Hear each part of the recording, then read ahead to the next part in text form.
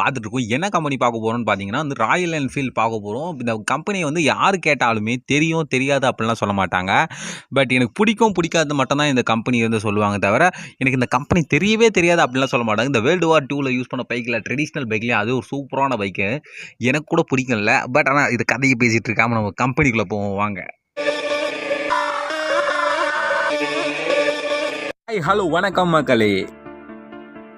அண்ணன் கையில் எம்புட்டு அழகாக வரைகிறாரு. நான் ரஃப் நோட்டில் போட்டு வரைஞ்சி பார்த்து சுத்தமாக வரல. பட் ஆனால் இங்கே 100% கையில் மேன் பவரில் மட்டுமே எல்லாமே செய்கிறாங்க. நீங்களே பார்த்துருப்பீங்க பார்த்தீங்களா, அண்ணன் கை நடுக்கமே இல்லாமல் எம்புட்டு சூப்பராக செய்கிறாரு. இங்கே மிஷின்ஸ்லாம் எதுக்குமே வேலையே இல்லை, கைக்கு மட்டும்தான் வேலை. ஏன்னா ட்ரெடிஷ்னல் பைக்கில் கையில் தானே பண்ணி ஆகணும் அப்படின்ற மாதிரி ஒரு கட்டாயம் இங்கே.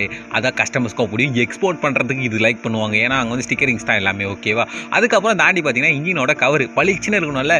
இன்ஜின் தான் முக்கியம். மனுஷனுக்கு எப்படி இதே தொழில் முக்கியமோ பைக்குக்கு இன்ஜின் முக்கியம். அது மாதிரி வந்து இன்ஜினை கூட பார்த்து சிஎன்சி மிஷினில் வச்சு ஓட்டுவாங்க. பட் ஆனால்